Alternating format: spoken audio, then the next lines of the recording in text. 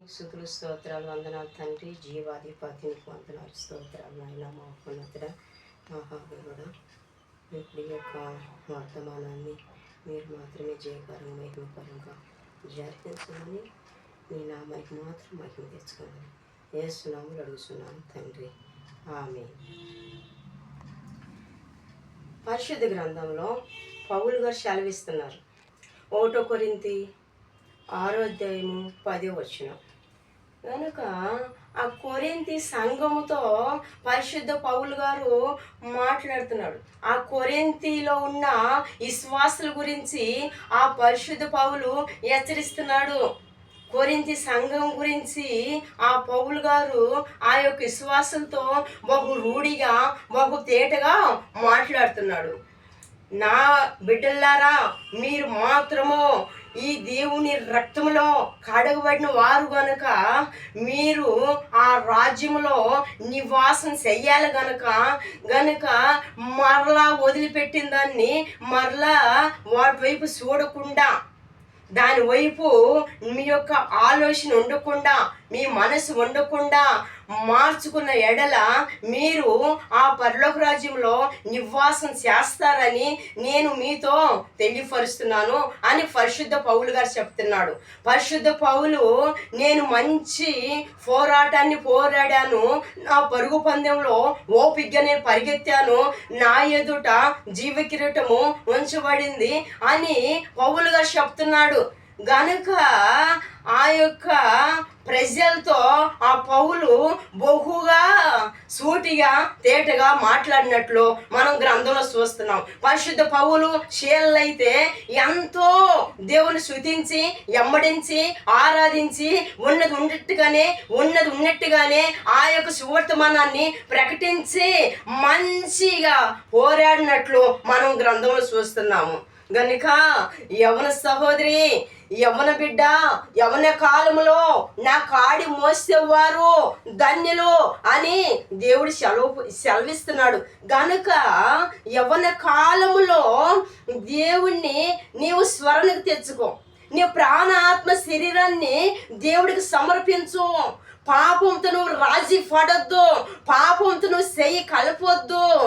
నీవు పరిశుద్ధత కలిగి పవిత్రత కలిగి ఎప్పుడైతే దేవుడి నీతి మార్గంలో యథార్థ మార్గంలో నువ్వు నడుచుకుంటావో అప్పుడే దేవుడిని పచ్చంగా ఉంటానని దేవుడు తెలియపరుస్తున్నాడు. యవన బిడ్డ, నువ్వు ఎప్పుడైతే నన్ను నువ్వు స్వరను తెచ్చుకొని నన్ను నువ్వు శుతించి ఆరాధిస్తావో అప్పుడు నీ పచ్చంగా నేను ఉంటానని దేవుడు తెలియపరుస్తున్నాడు.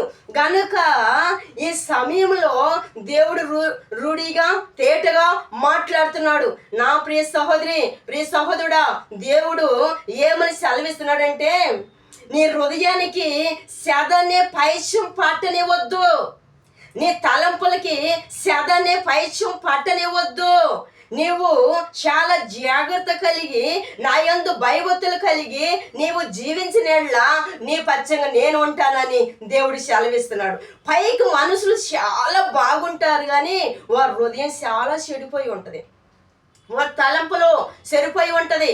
వారు దుర్నీతితో దుష్టాలోచనతో వారు అపవిత్రమైన జారత్వముతో ఆ యొక్క మనస్సు దేవుని యందు నిడకడ లేకుండా ఆ మనస్సు వారు ఎంతగానో దేవుడి వైపు చూడాలని ఆశ ఉన్నా కూడా ఆ దేవుడి వైపు చూడలేక వారు దేవుళ్ళు నికరంగా నిలబడలేక దారి తప్పిపోయినట్లు మనం చూస్తున్నాం.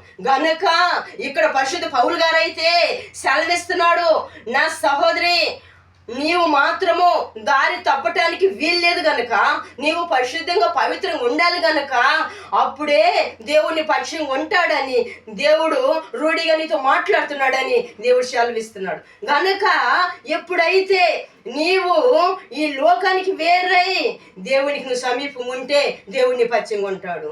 గనుక ఎవరైతే దేవుడు నా యొక్క అపవిత్రతలో నుంచి నన్ను విడిపించి, పాప దోషంలో నుంచి నన్ను విడిపించి, శాపంలో నుంచి విడిపించి నన్ను దేవుడు నడిపిస్తున్నాడు కనుక ఆ దేవుడిలో నేను ఉండాలని చెప్పేసి ఒక భయము, దేవుని యందు భయము, భక్తి కలిగి దేవుడి మార్గంలో ముందు కొనసాగితే దేవుడు నిశ్చయంగా ఆస్వాదించే దేవుడు, నిశ్చయంగా దీవించే దేవుడు గనక ఒక రోజున యాకోబు రాత్రి అంతా పెనుగులాడాడు.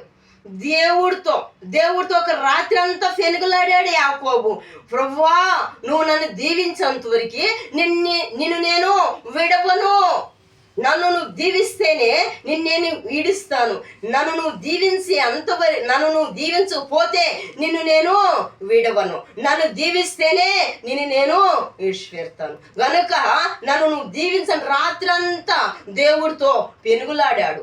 రాత్రంతా దేవుణ్ణి స్తుతించాడు. ఉద్యోగులకు మాట చెప్పాలంటే మనం ఎన్ని రోజులైంది దేవుని స్తుతించక, ఎన్ని రోజులైంది ప్రార్థన చేయక, ఎన్ని రోజులైంది దేవుడు త్రోవలో నడవక, ఎన్ని రోజులైంది దేవుడు దర్శనాలు చూడక, ఎన్ని రోజులైంది మందిరానికి వెళ్ళక, ఎన్ని రోజులైంది దేవుని శిరస్సులో ఉండకుండా, దేవుని స్తుతించి ఆరాధించకుండా మనం ఎన్ని రోజులుగా వాయిదాలు వేస్తూ దేవుణ్ణి విసర్జించి దేవునికి దూరమై ఈ లోకాశల్లోనే జీవ డంబాల్లోనే మనం ఉన్నట్లు మనకి దేవుడు తెలియపరుస్తున్నాడు. గనుక యాకోబు అయితే రాత్రి అంతా పెనుగులాడాడు. గనుక ఆ యాకోబుని యెహోవా తండ్రి దీవించినట్టు మనం పరిశుద్ధ గ్రంథంలో చూస్తున్నాం. గనుక మనము ఒక తండ్రిని స్తుతించాలంటే నిండు హృదయముతో, మంచి మనస్సాక్షితో, మంచి ఆ యొక్క ఆత్మతో దేవుడు మనతో మాట్లాడతాడని ఒక నిరీక్షణతో, ఒక విశ్వాసంతో, ఒక నమ్మకంతో మనం ఎప్పుడైతే తండ్రిని మనం స్తుతిస్తామో అప్పుడే తండ్రి మనం ప్రార్థన, మన మనవలు, మన యొక్క ఆ మోర దేవుడు నిశ్చయంగా వింటాడు. మన ప్రార్థనకి జవాబు, ప్రతిఫలం దయచేస్తాడు. సుధాకుమార్ పట్టణము పాపంతో నిండి ఉన్నది. గనక ఆ యొక్క లోకములో, ఆ పట్టణంలో లోతు కుటుంబం ఉన్నప్పుడు ఆ లోతు కుటుంబం బయటికి తీసుకొచ్చి ఆ పట్టణంపై అగ్ని వస్తుందని చెప్పేసి తన దూతల్ని తండ్రి పంపించి ఆ లోతు కుటుంబాన్ని బయటకు తీసుకొచ్చి ఆ బయటకు వచ్చేటప్పుడు ఆ దూతలు చెప్తున్నారు, మీరు మరలా పట్టణం వైపు వెనక తిరిగి చూడకూడదు అని చెప్పి దేవుడు తెలియపరుస్తున్నాడు. గనుక ఆ వచ్చేటప్పుడు ఆ యొక్క పట్టణంలో నుంచి బయటకు వచ్చినప్పుడు ఆ పట్టణం మీద భయంకరమైన అగ్ని వచ్చి అక్కడ పట్టణాన్ని కాల్చేసినట్టు మనం గ్రంథంలో చూస్తున్నాం. కనుక లోతు కుటుంబం వచ్చేటప్పుడు తన లోతైన భార్య, అయ్యో నా గృహము అగ్నిలో కాలిపోతుందేమో, నా ఎండి బంగారాలు కాలిపోతున్నాయేమో, నా సర్వ సంపదలు కాలిపోతున్నాయేమో అని వెనక్కి తిరిగి చూసిన వెంటనే ఉపస్తంభం అయిపోయింది. నా ప్రియ సహోదరి, ప్రియ సహోదరుడా, ఒక్కసారి మనము దేవుడి రక్తంలో కడగబడ్డప్పుడు, ఒకసారి నీతి మార్గంలో మనం నడుచుకునేటప్పుడు మరలా మనం చేసినట్టు పాపం వైపు చూడటానికి వీల్లేదు. ఆ పాపాన్ని వదిలిపెట్టేసేయాల్సిందే, ఆ పాపానికి దూరంగా ఉండాల్సిందే. కుక్క తన వాంతికి మలినట్లు మనం మలటానికి, ఇడిచిపెట్టిన దాన్ని మలటానికి ఏం లేదు. దేవుని యందు భయభక్తులు కలిగి నీతి మార్గంలో, యథార్థ మార్గంలో మనం జీవించాలని దేవుడు కోరుకుంటున్నాడు. సదానే పైత్యం మన హృదయానికి అంటనియటానికి వీల్లేదు. సాధారణ పైశం మన హృదయంలోకి రావటానికి వీల్లేదు, మన తలపులకు రావటానికి వీల్లేదు. మనం చాలా జాగ్రత్త కలిగి ఉండాలని దేవుడు తెలియపరుస్తున్నాడు. గనుక మనము ఎప్పుడైతే తండ్రినే చూస్తూ, తండ్రి వైపు చూస్తూ, తండ్రి మార్గంలో నడుచుకుంటూ, తండ్రిని స్తుతిస్తూ సేవిస్తూ ఉన్న ఎడల తండ్రి మనపక్షంగా ఉండి అద్భుతమైన కార్యాలు చేస్తాడని మనం నమ్మి ఈ శ్వాసముతో ప్రార్థన చేసినప్పుడు మన ప్రార్థన నిశ్చయంగా దేవుడు ఆలకిస్తాడు. ఒక సమస్య, ఒక అనారోగ్యము, ఒక కష్టం, ఒక విరుకు, ఒక ఇబ్బంది వచ్చినప్పుడే దేవుడు గుర్తొస్తాడు. అన్ని మనకి సమృద్ధిగా ఉన్నప్పుడు ఆరోగ్యం ఉన్నప్పుడు, సంతోషం ఉన్నప్పుడు, సమాధానం ఉన్నప్పుడు దేవుడు గుర్తురాడు. దేవుడిని తీసి పక్కన పెట్టేస్తాం. ఎప్పుడైతే మన సమస్యలు బాధ వచ్చినప్పుడు, కష్టాలు వచ్చినప్పుడే దేవుడికి ప్రార్థన చేస్తాం. కానీ ఆపతుల్లో మొరపెట్టే వారిగా మనం ఉండటానికి వీల్లేదు. మనం కష్టాలు వచ్చినప్పటికీ, కష్టాలు రాకపోయినప్పటికీ, సుఖంగా ఉన్నప్పటికీ, సంతోషం ఉన్నప్పటికీ, సమాధానం ఉన్నప్పటికీ దేవుణ్ణి మాత్రము నిత్యంగా స్తుతించే వారిగా మనం ఉండవలసిందిగా దేవుడు కోరుకుంటున్నాడు. గనక ఆపదలు వచ్చినప్పుడు అయ్యో నేను యేసుప్రభు దగ్గరికి వెళ్తే నాకు ఆపదలు వచ్చేస్తున్నాయి, కష్టాలు వచ్చేస్తున్నాయి అని చెప్పి సనుక్కుంటా గొనుక్కుంటా దేవుడిని మాత్రం ఆరాధించడానికి వీల్లేదు. నిండు హృదయంతో, నిండు మనసుతో కష్టాలు వచ్చినా, బాధలు వచ్చినా వాటి వైపు చూడకుండా నా తండ్రి నన్ను విడిపిస్తాడు కనుక, నా తండ్రి నా పచ్చం ఉంటాడు కనుక, నా తండ్రి నా మొర ఆలకిస్తాడు కనుక, నా తండ్రికి నేను మొర పెడతాను, నా తండ్రిని నేను గణపరుస్తాను, ఆరాధిస్తాను, శృతిస్తాను అని చెప్పి ఒక తీర్మానం, ఒక పట్టుదల, ఒక రోషం కలిగి మనం తండ్రిని ఆరాధిస్తే తండ్రి మన పచ్చంగా ఉంటాడు. గనుక ఒక పరిశుద్ధత, ఒక పవిత్రత ఎప్పుడైతే వదిలిపెట్టేసిన పాప వైపు చూడకుండా, వదిలిపెట్టేసిన శాప వైపు చూడకుండా, కడగబడ్డప్పుడు మరలా కడగబడకుండా ఉండే స్థితి వైపు చూడకుండా మనం ఎప్పుడైతే నీతి కలిగి, యథార్థ కలిగి, తండ్రి యందు భయభక్తులు కలిగి మనం ఉంటామో దేవుడు మన పక్షంగా ఉంటాడు, మనల్ని చూస్తున్నాడు. ఎవరైతే నాకు సమీపంగా ఉంటారో వారిని నిశ్చయంగా నేను ఆశీర్వదిస్తాను, దీవిస్తాను, వారి ఆపతుల్లో నుంచి వారిని విడిపిస్తాను, గొప్పగా నేను వారిని ఆశీర్వదిస్తాను అని దేవుడు తెలియపరుస్తున్నాడు. నా ప్రియ సహోదరి, ప్రియ సహోదరుడా, ఎంతో జీవగల దేవుడు, శక్తిగల దేవుడు, ఎంతో జీవాధిపతి, రాజాతి రాజు, దేవాతి దేవుడు. మనం ఆ దేవుడిని కలిగి ఉన్నాం గనక, ఆ దేవుని స్తుతిస్తూ ఆరాధిస్తున్నాం గనక ఆ దేవుడు మన పచ్చంగా ఉంటాడని మనం నమ్మాలి.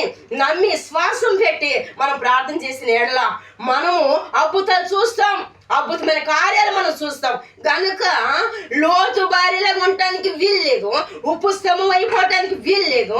ఎప్పుడైతే మనం పరిశుద్ధత కలిగి ఎనుకు దిగి చూడకుండా, వదిలిపెట్టేసిన ఎన్నిటిని కూడా మరలా గుర్తు చేసుకోకుండా, వాటి వైపు చూడకుండా, ఎప్పుడైతే వాటిని విసర్జించేసి పాపానికి రాజీ పడకుండా, పాపానికి దూరం అయిపోయి పాపములో ఇంకా నాకు పాపము అసలు నాకు అవసరం లేదు, పరిశుద్ధత నాకు కావాలి, పవిత్రత నాకు కావాలి అని చెప్పి ఒక తీర్మానం మనం చేసుకున్నాం వేడల అప్పుడు దేవుడు అద్భుతమైన కార్యం చేస్తాడు. కోత విస్తారం ఉంది, కోసే పరివారు బహు తక్కువ మంది ఉన్నారు.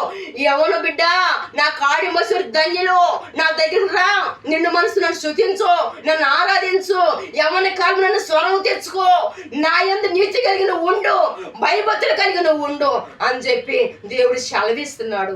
కనుక అలాంటి పరిశుద్ధుడైన దేవుణ్ణి, ఆ యొక్క పరలోక రాజ్యాన్ని మన కొరకు సిద్ధపరిచిన దేవుణ్ణి మనం విసర్జించి ఆ దేవుని వదిలిపెట్టేసి లోకానుసారంగా జీవిస్తే అది కరెక్ట్ కాదు.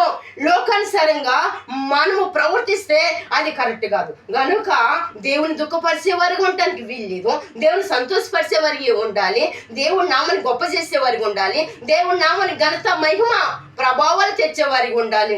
దేవుణ్ణి మాత్రము ఎంతగానో శృతించే వారిగా మనం ఉండాలి. మనము సెదపట్టినట్టు ఉండటానికి వీల్లేదు.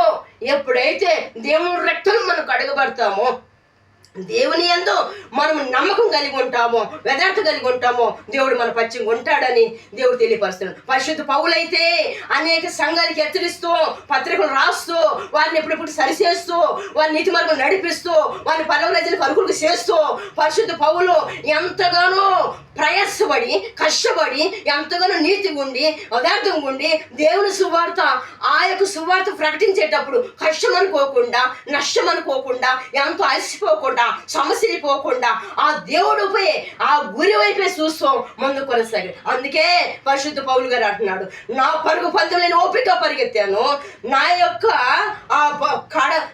పరుగు పందెం ఓపికగా నేను పరిగెత్తాను, నా ఎదుట జీవ కిరీటం ఉంచబడింది, నేను మంచి పోరాటం పోరాడాను, నా ఎదుట జీవ కిరీటం ఉంచబడింది. అలాగనే మంచి పోరాటం పోరాడే వారిగా, మంచిగా మనం దేవునిలో ఆరాధించే వారిగా, దేవునికి ఇష్టలుగా ఉండేలాగా మనం ఉండాలని దేవుడు తెలియపరుస్తున్నాడు. ఒక రోజున ఒక సంఘంలో యవనస్తుడు, యవన బిడ్డ ఆ సంఘంలో, ఆ చర్చిలో పరిచర్య చేస్తున్నాడు. చాలా నమ్మకంగా, చాలా నీతిగా, చాలా యథార్థంగా చేస్తున్నాడు. ఆ చర్చికి వచ్చి విశ్వాసులందరూ ఏమంటున్నారు తెలుసా? బాబు, నువ్వు చాలా నమ్మకంగా పరిచర్య చేస్తున్నావు, చాలా విశ్వాసంగా పరిచర్య చేస్తున్నావు, చాలా నీతిగా పరిచర్య చేస్తున్నావు, నీవు దేవునికి ఇష్టడు అయిన బిడ్డవే అని ఆ చర్చికి వచ్చి విశ్వాసులందరూ చెప్తున్నారు. ఆ యొక్క ఎవరిని బట్టి చెప్తున్నారు తెలుసా? మీరు చెప్పటం కాదు కానీ నేను ఆరాధించే నా తండ్రి చెప్పాలి. నా కుమారుడా, నా పశ్చిమ నువ్వు యథార్థంగా ఉండావు, నీతిగా ఉండావు, న్యాయంగా ఉండావు, నా యథార్థమైన మార్గంలో నువ్వు నడుచుకుంటున్నావు, నా యొక్క ఆజ్ఞలు నువ్వు పాటిస్తున్నావు, నాకు ఇష్టడుగా నువ్వు ఉన్నావు, నువ్వు నాకు ప్రియమైన కుమారుడివి అని తండ్రి చెప్పాడు. కనుక ఆ తండ్రి దగ్గర సాక్ష్యం పొందుకునేవారిగా, ఆ తండ్రి దగ్గర బహుమానం పొందుకునేవారిగా, ఆ తండ్రి దగ్గర స్వాచ్ఛాన్ని పొందుకునేవారిగా, ఆ బహుమానాన్ని మనము ఎంతగానో పొందుకునేవారిగా. బహుమానం పొందుకోవాలంటే అది మాటలు కాదు. బహుమానం పొందుకోవాలంటే చాలా కష్టాలు ఎదుర్కోవాలి. బహుమానం పొందుకోవాలంటే చాలా ప్రార్థన పరులు అయి ఉండాలి. బహుమానం పొందుకోవాలంటే ఈ యొక్క లోకాన్ని విసర్జించాలి. బహుమానం పొందుకోవాలంటే మన గురి యేసయ్యపై ఉండాలి. మనము ఎలాగైతే నమ్మకం కలిగి ఉంటామో ఆ నమ్మకాన్ని బట్టి ఆ తండ్రి మనకి బహుమానాన్ని సిద్ధపరిచి ఉంచాడు అన్నమాట. కనుక ఆ బహుమానాన్ని సిద్ధంగా మన ఎదుట పెట్టాడు. కనుక ఆ తండ్రి, అలాంటి తండ్రిని మనము సేవించిన ఎడల ఆ తండ్రి అద్భుతమైన కార్యం చేస్తాడు. బల మంచి దాసుడా, కొంచెంలో నమ్మకం ఉన్నావు, అనేక మంది నివాసాల పట్ల నేను అధికారిగా చేయబోతున్నాను. బల మంచి దాసురాలా, కొంచెంలో నమ్మకం ఉన్నావు, అనేక మంది నివాసాల పట్ల నేను అధికారిగా చేయబోతున్నాను అని చెప్పి దేవుడు తెలియపరుస్తున్నాడు. కనుక అలాంటి దేవుణ్ణి మనం విసర్జించటం అది మన క్షేమం కాదు. కానీ ఎగ్జాంపుల్గా ఆ దేవుణ్ణి మనం స్తుతించేవారిగా, ఆరాధించేవారిగా, దేవుడికి భయపడి ఆ దేవుని మార్గంలో నడుచుకునేవారిగా మనం ఉండాలని దేవుడు కోరుకుంటున్నాడు. కనుక మన పితలు ఏ రీతిగా దేవుళ్ళు నడుచుకున్నారో, మన పితలు ఏ రీతిగా దేవుని సేవించారో, మన పితలు ఏ రీతిగా దేవుణ్ణి కొనియాడి ఆత్మతో నింపబడి బహుగా దేవుణ్ణి ఘనపరిచారో ఆ రీతిగా మనం నడుచుకోవాలని మనల్ని ఈ దేవుడు సిద్ధపాటు చేస్తున్నాడు. దేవుడే మాట్లాడుతున్నాడు. గనుక మన పచ్చంగా దేవుడు ఉన్నాడు. కనుక మనం కూడా దేవుడు పచ్చంగా ఉంటే దేవుడు అద్భుతమైన కార్యాలు చేస్తాడని దేవుడు తెలియపరుస్తున్నాడు. ఈ చిన్న వాక్యం దేవుడు చేస్తున్నట్టు ప్రార్థన. పరిశుద్ధుడా నీకు స్తుతులు స్తోత్రాలు, వందనాలు తండ్రి. జీవాధిపతి నీకు స్తుతులు స్తోత్రాలు నాయన. పరిశుద్ధ పౌలు గారిని మా ముందు పెట్టి నువ్వు కొన్ని హెచ్చరికలతో మాట్లాడినందుకు నీ స్తోత్రాలు నాయన. అయా యొక్క వర్తమానాన్ని ఎంతమంది బిడ్డలైతే వింటున్నారు ఆ బిడ్డల హృదయం తెరవబట్టడానికి వదిలిపెట్టేసిన పాపం వైపు చూడకుండా అయా దాన్ని విసర్జించి నీతి మార్గంలో నడుచుకొని అయా నీ యొక్క యథార్థమైన మార్గం నడుచుకొని నీ అందుకు భయభక్తులు కలిగి బహువాన్ని స్తుతించేవారిగా, నీ బహుమానం పొందుకునేవారిగా, వాళ్ళ మంచి దాసుడా, వాళ్ళ మంచి దాసురాలని నీ వద్ద స్వాచ్ఛం పొందుకునేవారిగా, నీ స్వాచ్ఛాన్ని పొందుకునేవారిగా, నీ రాజ్యానికి అరుకులై అయా నీ యొక్క స్థానములో నీ రాజ్యంలో నివాసం చేసేవారిగా అలాంటి బిడ్డలు మీరు లేవనెత్తి, మరి ముఖ్యంగా యవ్వన బిడ్డలతో మీరు మాట్లాడి యవ్వన కాలముల కాడి మోసురు ధన్యులో అని మీరు సెలవిస్తున్నారు కనుక నా తండ్రి, యవ్వన బిడ్డలతో మీరు మాట్లాడి ప్రత్యేకంగా హృదయం దర్శించి ప్రత్యేకంగా వారి ఆత్మలు గద్దించి సంధించి ఏడంతల అభిషేకం వారికి ఇచ్చి నీ మార్గంలో నడిపించి ఒక రోషంగానికి భక్తి చేసేవారిగా, బహువాన్ని స్తుతించి ఆరాధించేవారిగా ఆ రీతిగా బిడ్డను తీర్చిదిద్ది నీ చేతులు వాడబడే పాత్రగా సాధనాలుగా వారిని నిలబెట్టి నాయన బలవంతుని చేతులు బాణాలుగా వారిని నిలబెట్టి నీ యొక్క అయా నీ యొక్క వర్తమానాన్ని బహుగా ప్రకటించేవారిగా, బోధించేవారిగా, నీ యొక్క ఆయా మందిరంలో నీ ఆలయంలో మూల స్తంభాలుగా వారు లేవనెత్తి అయ్యా బహుగా వారిని ఆస్వాదించి ఈ వర్తమానం ఇంచుండగానే ప్రతి బిడ్డకి నీ యొక్క హృదయాన్ని వారి హృదయాన్ని తెరవచేసి వారితో సూటిగా తేటుగా మాట్లాడి నీ సందేశాలతో నీ వర్తమానాలతో ఆ బిడ్డతో మాట్లాడి నీ నామానికి మాత్రము ఘనత మహిమ ప్రభావాలు తెచ్చుకోమని నజరేయుడైన యేసుక్రీస్తు వారి నామమున ప్రార్థన చేసి అడిగి పెట్టుకుంటున్నాం తండ్రి. ఆమేన్. ఏసు రక్తమే జయం, సిలువ రక్తమే జయం, ఏసు నామమే జయం. ఏసు నామములో సంపూర్ణ విజయం కలుగును గాక, అపవాది క్రియలకు లయం కలుగును గాక. ఆమేన్. ఆమేన్.